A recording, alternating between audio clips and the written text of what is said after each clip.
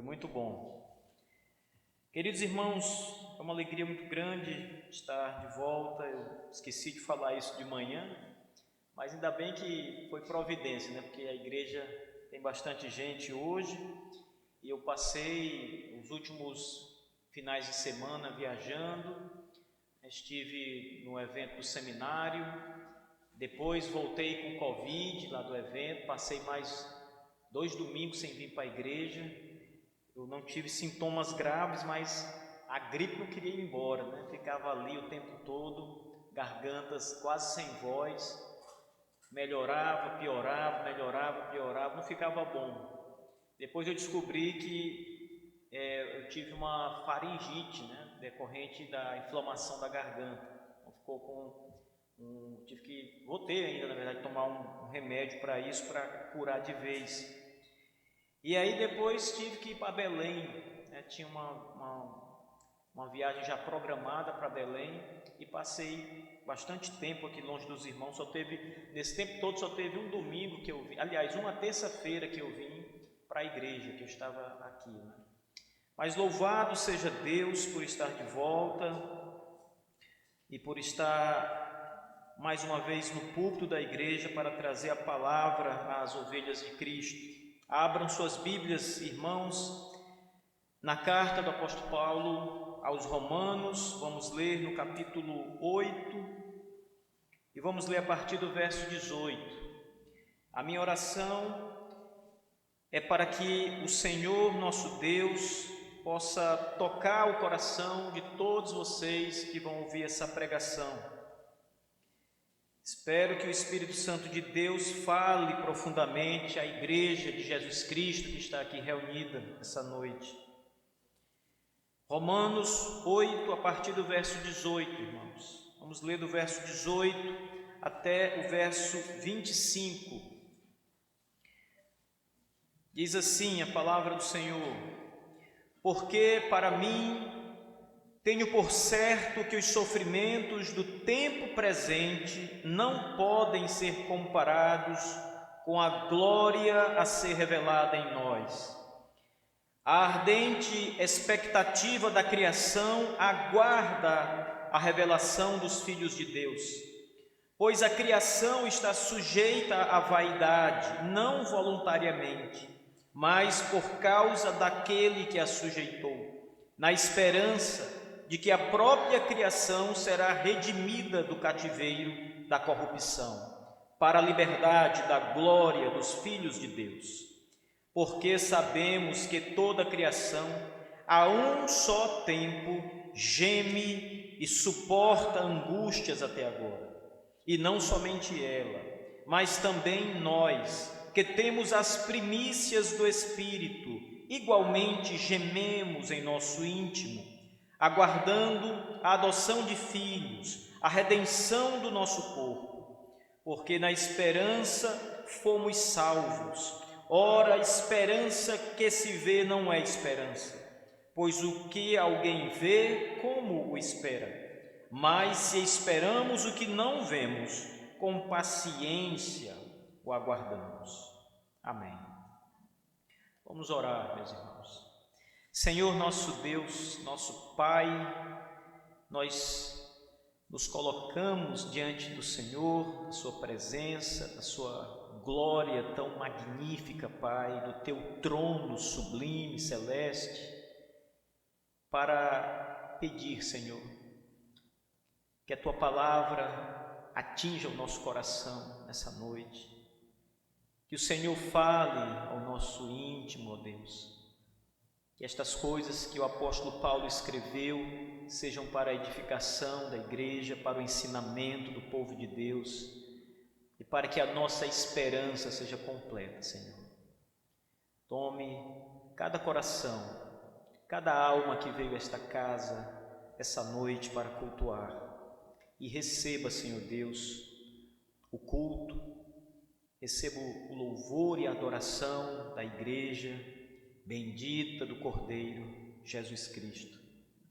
Nós oramos crendo que o Senhor fará tudo isso e mais ainda, em nome de Jesus. Amém. Queridos irmãos, Paulo escreve a carta aos Romanos. Eu estava ainda cedo conversando com os irmãos aqui, os homens que vieram para a oração, e eu fiz uma leitura também na carta aos Romanos para eles, e eu disse aos irmãos que essa carta de Paulo é a carta mais teológica de Paulo. O apóstolo Paulo, dentre os apóstolos de Cristo, é aquele que, pelo menos pelas suas cartas, pelos seus escritos, era realmente um teólogo. Ele conhecia profundamente as doutrinas, o Evangelho de Cristo, e ele aplicava aquelas verdades às igrejas a quem ele escrevia e a quem ele visitava para consolar ou para ensinar. Mas de todas as cartas que Paulo escreveu, esta carta aos Romanos é a carta em que ele mais se aprofunda em temas teológicos. Portanto, estamos diante de um compêndio muito rico em teologia.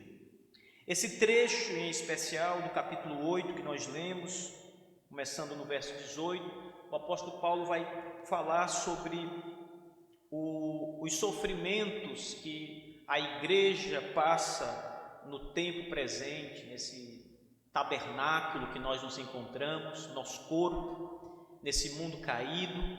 E Paulo vai dizer que todos os homens passam por isso. Na verdade, não somente o mundo caído, mas também os crentes sofrem por causa do pecado que está no mundo.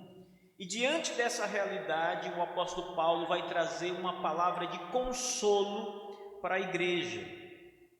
Eu quero tratar hoje à noite de apresentar uma espécie de homilia do texto, explicando versículo por versículo cada trecho que o apóstolo Paulo apresenta aqui nessa passagem. Veja, ele começa o verso 18 falando dos sofrimentos desse tempo. Ele diz: porque tenho para mim por certo que os sofrimentos do tempo presente não podem ser comparados com a glória a ser revelada em nós.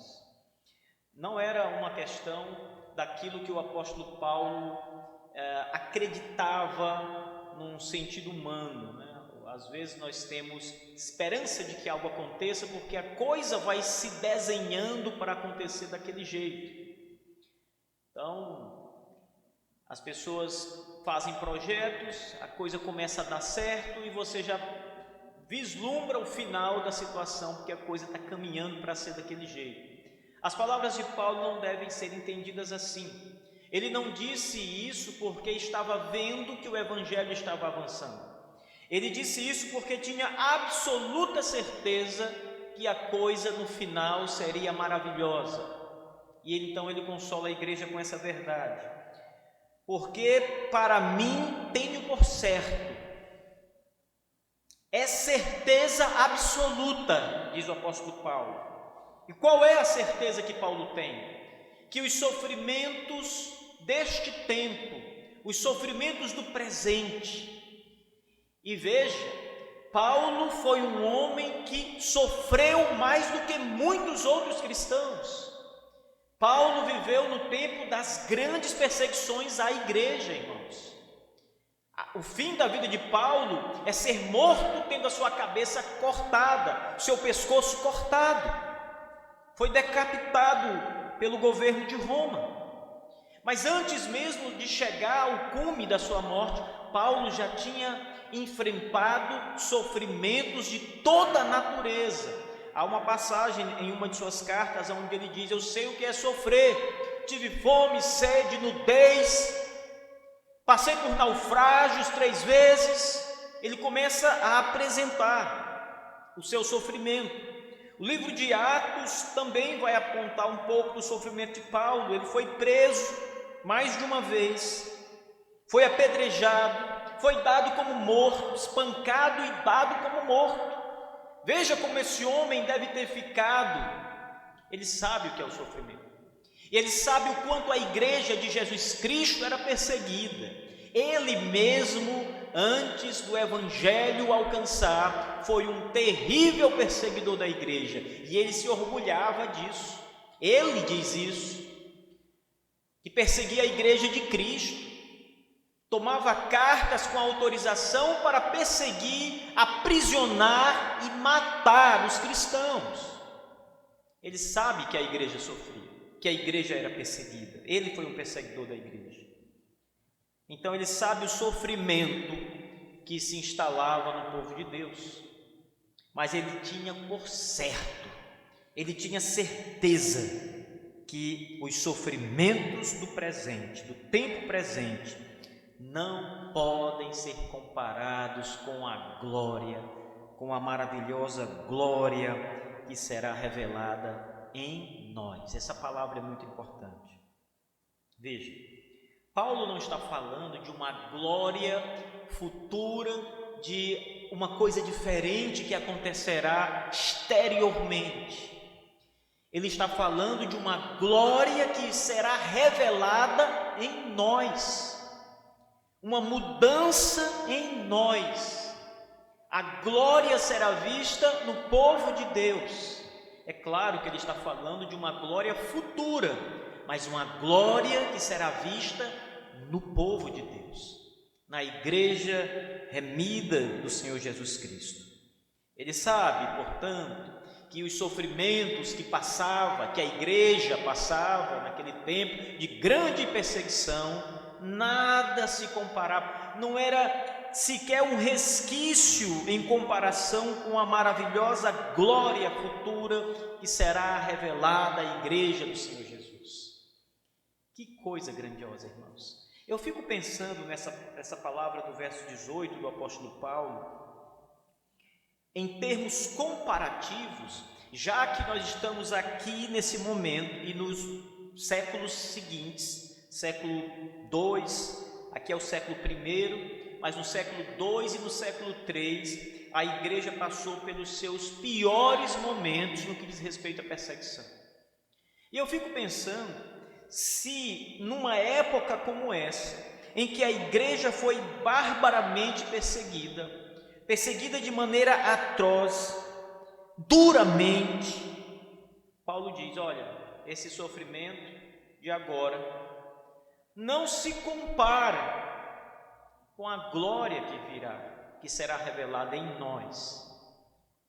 O sofrimento que a igreja vive hoje, meus irmãos, não em toda parte, mas de maneira mais generalizada, grande parte da igreja não sabe sequer o que é sofrimento, comparando com o sofrimento que se viveu no passado. Eu não estou dizendo que a igreja não sofre hoje, a igreja continua sendo perseguida, continua sofrendo, mas não se compara com o sofrimento de antes, do passado. Pontualmente, em algumas partes do mundo, a igreja sofre muito, como no passado, mas de maneira mais geral, a igreja não sofre como sofreu no passado. Se naquela época de grande sofrimento a glória era incomparavelmente maior do que o sofrimento, Paulo diz: olha, esse sofrimento aí não se compara. Eu estou certo disso, eu tenho absoluta certeza do que eu estou escrevendo. Não se compara com a grande glória que será revelada em cada um de nós. Irmãos, que coisa gloriosa será o futuro, o nosso futuro. Paulo vai falar, irmãos, que a própria criação, de um modo geral, aqui quando ele usa o termo criação, ele está falando com a exceção dos homens, de um modo geral. Paulo tem em mente a criação exterior, ele tem em mente o planeta, as montanhas, as águas, a criação inferior, no caso os pássaros, toda a criação. E ele diz: há uma ardente expectativa da criação, aguarda a revelação dos filhos de Deus. Vocês já pararam para pensar nisso? O apóstolo Paulo está dizendo, numa linguagem figurada, mais verdadeira, que a própria criação de Deus, ela tem uma ardente expectativa. Essa palavra ardente, ela intensifica a ideia de expectativa. Você pode estar numa grande expectativa para o jogo do Brasil. Você estava com muitas expectativas para o jogo do Brasil com a Croácia. Eu estava esperando o dia, parece que não chegava o dia do jogo, né? Quando o dia chegou, a hora do jogo não chegava. E aí estava lá, né? Tenso. De repente, final da prorrogação do primeiro tempo da prorrogação, o Brasil faz 1-0. Ganhamos. E aí 10 minutos do segundo tempo, 1-0 ainda. Irmãos, a expectativa vai aumentando cada vez mais, a tensão vai aumentando cada vez mais. O que Paulo está dizendo quando usa essa palavra é que a expectativa da criação é ardente, grande, intensa. Qual é a expectativa da criação? Ela aguarda, ela está esperando a revelação dos filhos de Deus. Lembra que no verso 18 Paulo diz, olha, a glória que será revelada em nós é muito grande. E a criação, toda a criação, aguarda os filhos de Deus dessa gloriosa revelação. Veja que há uma expectativa em toda a criação naquilo que nós seremos, nesta glória grandiosa que virá sobre nós. Veja, o verso 19 diz que a criação aguarda a revelação dos filhos de Deus, isto é, revelação no sentido em que quando formos glorificados, a criação espera que esse dia, que esse momento em que os filhos de Deus serão glorificados aconteça. Parece que a própria criação, ela está ali com o seu relógio, esperando, aguardando o momento em que os filhos de Deus, a igreja, nós seremos glorificados. Essa linguagem, irmãos, ela é muito forte, porque ela é uma linguagem que expressa a totalidade das coisas que Deus fez, a criação toda. É uma linguagem universal, abrangente. Toda a criação está na expectativa de ver os filhos de Deus glorificados. Nós estávamos na expectativa de ver o Brasil vencedor. Não vimos, frustrou-se a nossa expectativa, mas esta não será frustrada. Paulo diz: tenho como certo, é absolutamente certo que haverá essa glorificação em nós. A criação espera esta glorificação, ela aguarda o momento em que os filhos de Deus serão glorificados, serão mudados. A própria criação, diz Paulo, ela está como nós. Hoje nós somos pecadores. Todo o sofrimento que Paulo começa falando aqui, os sofrimentos do tempo presente, ele é fruto do pecado, de homens caídos, pecadores, tendenciosos ao mal, que faziam mal à igreja. Nós mesmos, crentes em Cristo, temos um coração ainda tendencioso, pecamos ainda, nossa natureza está ali em briga interna, interior, com o nosso espírito que deseja fazer o bem e não faz. Você quer fazer o bem, mas a sua natureza te inclina a fazer o mal. Então há uma tensão em nós, por causa do pecado, tudo é por causa do pecado. A natureza também foi atingida pelo pecado, a criação foi atingida pelo pecado, não somente o homem, não somente essa parte da criação, mas toda a criação está maculada com o pecado. Veja o que Paulo diz no verso 20: pois a criação está sujeita à vaidade, não voluntariamente, mas por causa daquele que a sujeitou. Paulo está nos lembrando, irmãos, que a própria criação está caída. A própria criação, usando suas palavras, está sujeita à vaidade. A palavra vaidade aqui é a mesma palavra de corrupção. Traz a ideia de corrupção. Não é a palavra corrupção em si, mas ela tem a mesma tendência. É uma palavra pejorativa, não é uma palavra de elogio, mas é uma palavra má, que aponta para uma coisa má. A vaidade aqui não é uma coisa boa, é uma coisa má. Não é a vaidade que um homem ou uma mulher tem, que quer se vestir bem, quer se ajeitar. Não é esse tipo de vaidade. Vaidade aqui é tendência ao pecado, à corrupção. Paulo está dizendo que a criação está sujeita a essa vaidade, a essa corrupção, não voluntariamente. Ele faz menção indireta aqui ao que aconteceu lá em Gênesis. Em Gênesis, o homem desobedece a Deus no jardim do Éden, ele peca comendo do fruto da árvore do conhecimento do bem e do mal, voluntariamente.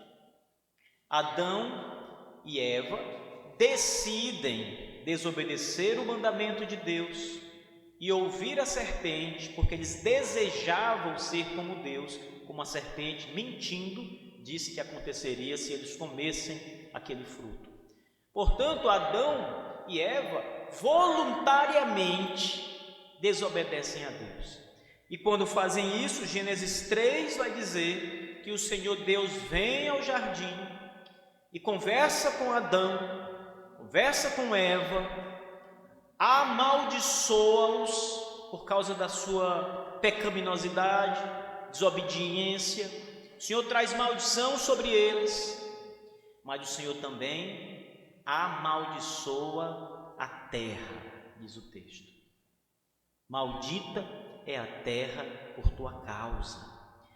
Por isso que Paulo disse que a natureza ou a criação está sujeita à vaidade não voluntariamente.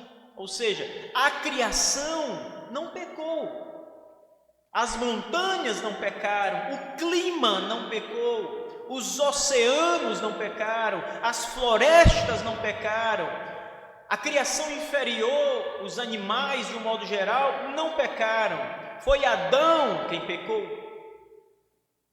E por causa do pecado de Adão, Deus amaldiçoou a terra, a criação.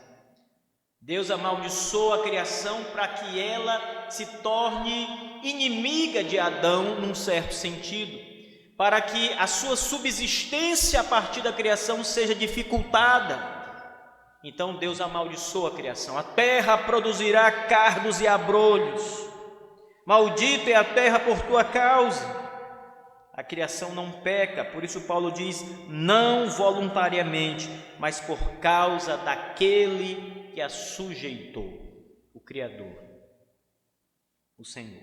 Mas o que Paulo quer mostrar aqui, nesse momento da sua carta, é dizer ao homem que ele é corrupto, mas a criação também está corrompida, a criação também é parte daquele movimento que leva o homem ao sofrimento, que ele começa a dizer no verso 18. Então, Paulo diz que tem como certo que o sofrimento do tempo presente, ele quer mostrar que este sofrimento vem de todo lado, inclusive da criação que está caída, amaldiçoada. A criação está amaldiçoada. Veja, mas Paulo lembra, nunca tirem isso da cabeça aqui nessa passagem.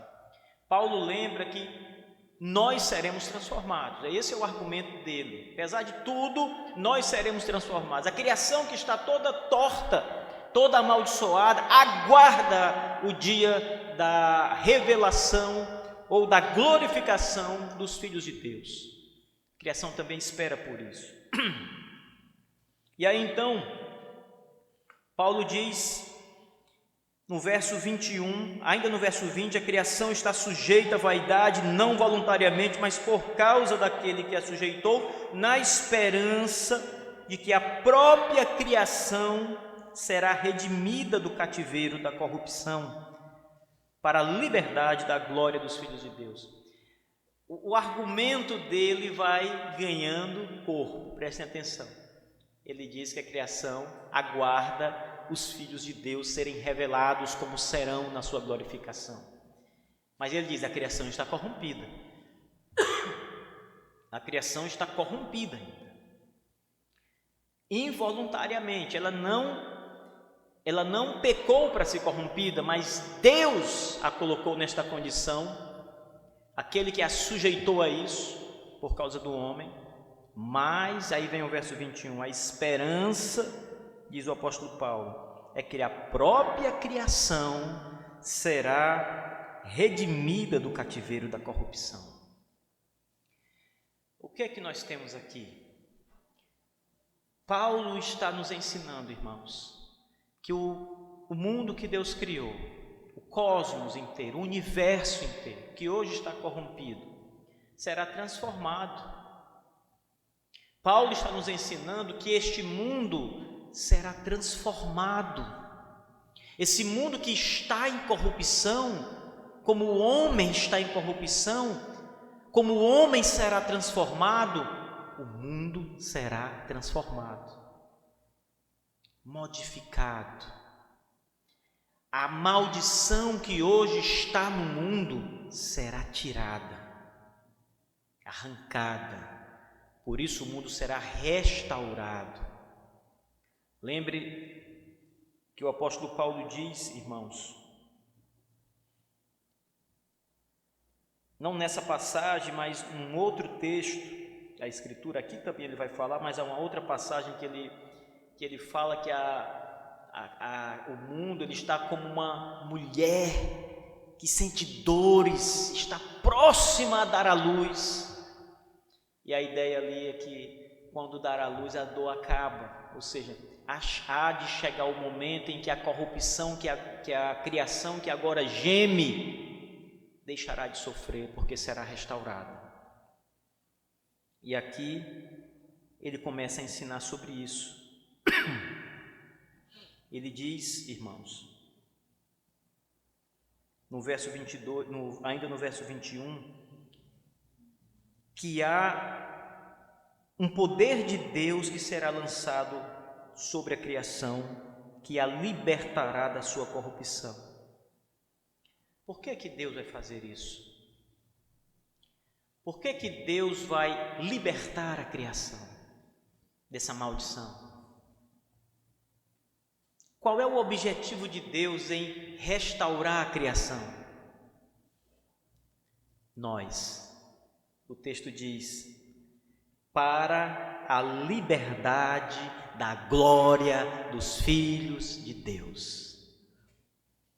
A criação será de novo restaurada, e aqui não significa dizer que o mundo será como o Éden, significa dizer que o mundo será melhor do que o Éden, porque no Éden havia a possibilidade de o pecado entrar, como ele entrou. O diabo estava no jardim do Éden, Satanás estava ali no jardim do Éden, mas na criação restaurada isso não será possível. A criação futura, o mundo futuro será bem melhor, bem mais seguro do que o mundo da criação original, do que o jardim do Éden. O jardim do Éden, nas Escrituras, é um lugar no mundo, não é o mundo. O jardim do Éden não é o planeta, ele é um lugar no planeta. Se você olhar o texto de Gênesis, você vai ver isso claramente. Plantou, pois, Deus um jardim nas bandas do Oriente. Veja, não é a terra que é o jardim, é um lugar na terra. O paraíso era um lugar específico. Mas aqui a criação restaurada é o planeta inteiro. Deus vai restaurar toda a criação. Toda a criação será maior do que foi o Éden no começo. Isso para nós. Paulo diz, é para a igreja. É por isso que ele diz, olha, é incomparável, gente. O sofrimento, meus irmãos, que vocês estão passando agora nesse presente tempo, não se compara com a glória do porvir que será revelada em nós. Veja quantas maravilhas, irmãos. Nós mesmos seremos glorificados, a criação será também restaurada e glorificada para nós. Eu lembro que as pessoas, quando estavam diante ali dos testemunhas de Jeová, falavam muito sobre as heresias que eles até hoje falam, né? São heresias terríveis, e eles falam da restauração da terra. Eles dizem que os homens irão viver na terra, e aqui eles acertam em parte. A terra será o nosso lar, nossa casa. Paulo está dizendo isso. Os filhos de Deus serão restaurados, renovados e viverão aqui na terra, restaurada, renovada. Nós não vamos ser espíritos celestes voando pelo céu, como se fôssemos os anjos de Deus no céu, ali nas nuvens celestiais. Não, irmãos, não, essa não é a história bíblica. Vocês não vão encontrar isso na Bíblia. A Bíblia diz que você terá corpo tangível. Como Cristo ressuscitou dos mortos, os apóstolos sentaram à mesa com Ele, comeram peixe com Ele. Jesus disse para um dos seus apóstolos, toque em mim, Tomé. Veja, eu não sou um fantasma, eu não sou um espírito, eu sou carne e osso. Põe o dedo nas minhas feridas. Eu ressuscitei dos mortos. Era Ele no seu corpo ressuscitado. E nós também teremos corpos ressuscitados. Precisamos de um lugar para caminhar. Precisamos de um lugar. Esse lugar é a terra restaurada. Deus restaurará o planeta. Essa é a glória que Paulo está dizendo, que é muito elevada, que é muito grande. Tanto a restauração nossa, quanto a restauração da própria criação caída. O verso 22, ele diz, sabemos que toda a criação, veja, toda a criação, isso inclui tudo. Será que Paulo está falando só da terra? Será que a maldição atingiu o sol, os confins do universo? Toda a criação, diz Paulo, sabemos que toda a criação a um só tempo geme e suporta angústias até agora. A maldição que Deus lançou sobre a criação leva a criação à angústia, a gemer. A terra não é para ser o que é hoje, irmãos. Ontem nós estávamos ali em casa, eu não sei aqui, mas lá foi um calor terrível, irmãos, de dia. Terrível. Lá choveu muito à noite, porque se não chovesse pegava fogo. Tão quente que estava, tão abafado. Parecia que a gente ia ferver, não é? Então, o mundo não é para ser assim. Essa coisa louca, esse calor infernal, não é para ser assim. O mundo não é para ser um deserto, como é, por exemplo, aquela região do Saara. Isso é o pecado, é a maldição. Por isso a criação geme, suporta dores, angústias, a um só tempo, diz o apóstolo Paulo, até o momento em que ela será transformada. Ela suporta, irmãos, a ideia aqui é que algo está pressionando a criação e ela está suportando, aguentando.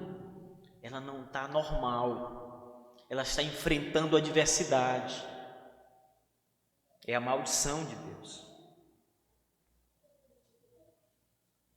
E quando Paulo vai fechar o argumento, ele diz, e não somente a criação está nessa situação, mas também nós que temos as primícias do Espírito, igualmente gememos em nosso íntimo, aguardando a adoção de filhos, a redenção do nosso corpo.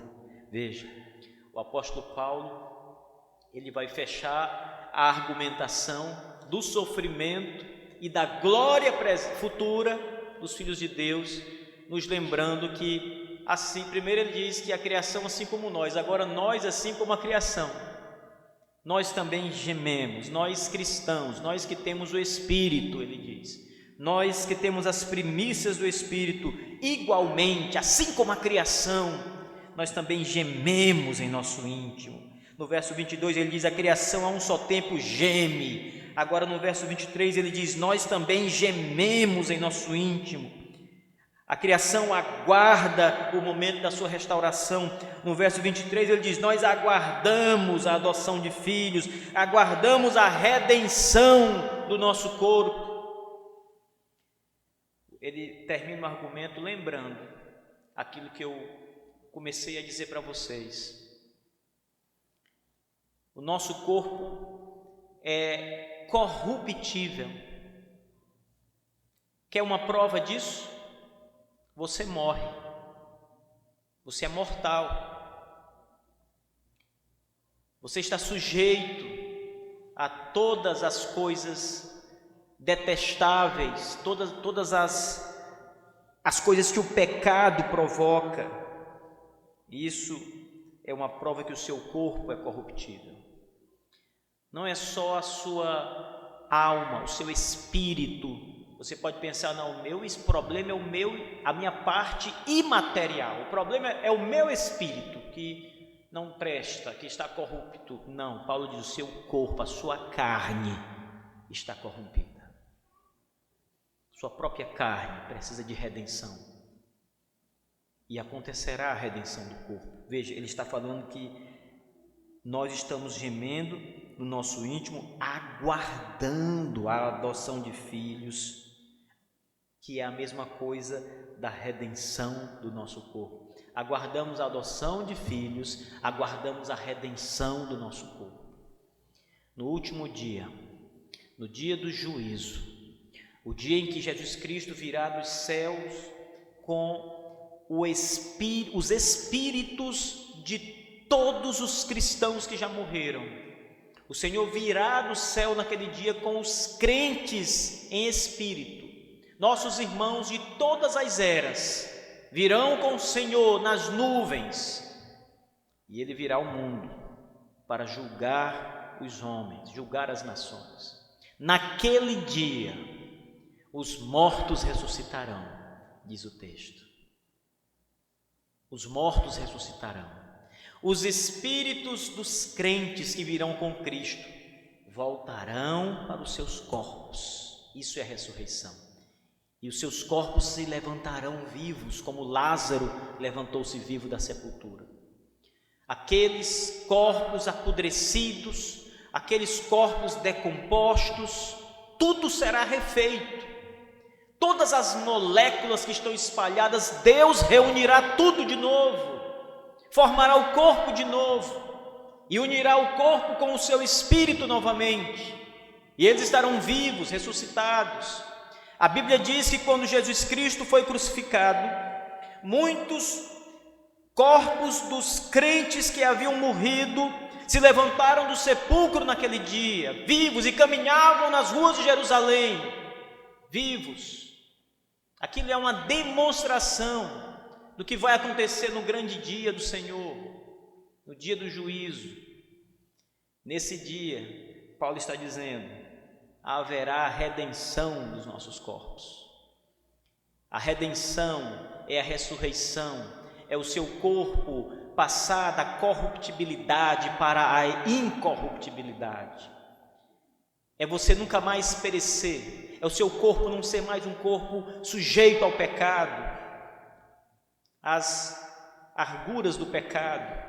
Seu corpo será incorruptível, inatingível. Isso é a redenção do corpo. Deus refará os corpos. Aqueles que morreram nos oceanos, Deus os trará de volta.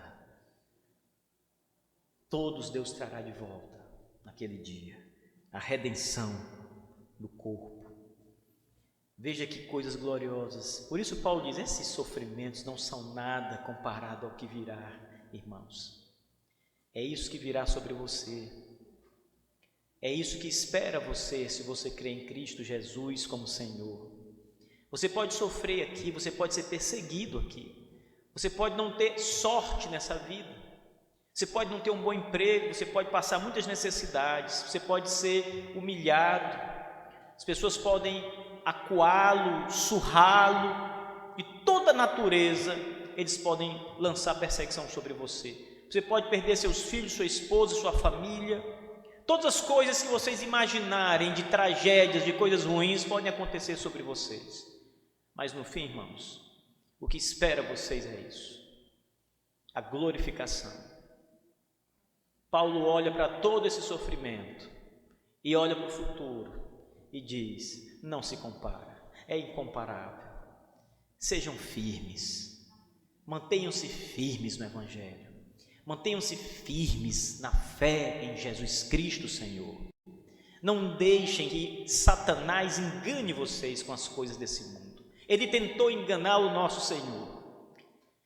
No deserto, o diabo foi até Jesus oferecendo o mundo para ele, as tentações do mundo, as riquezas, os prazeres.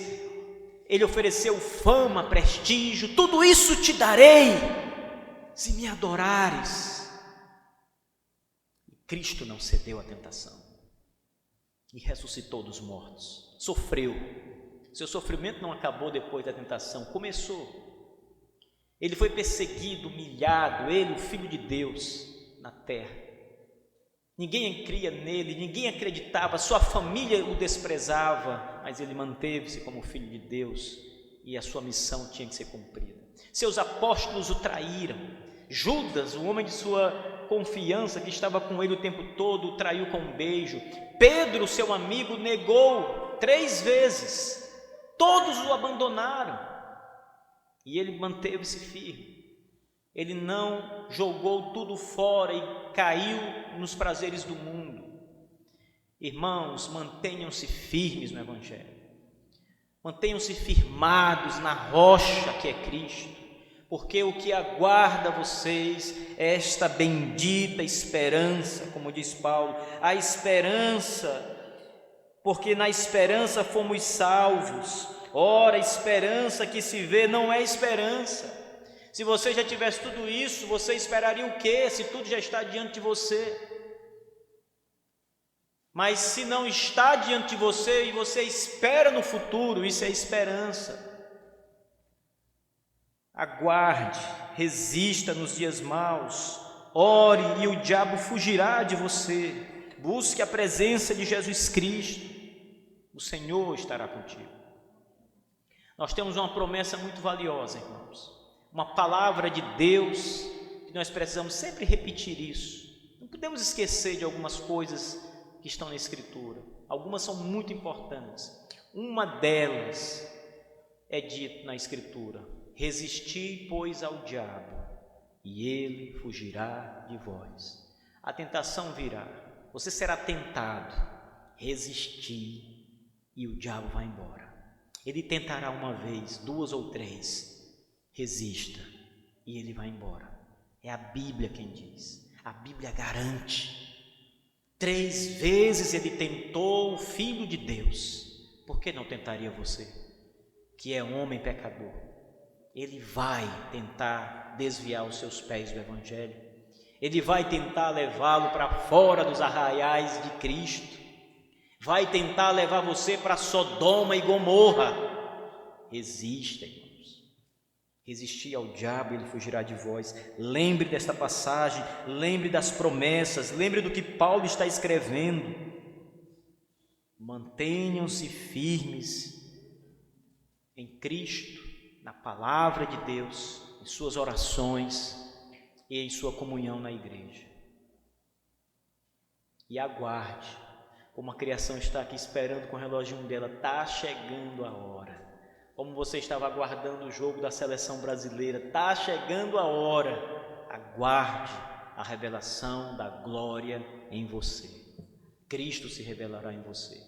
Seu corpo será remido, transformado.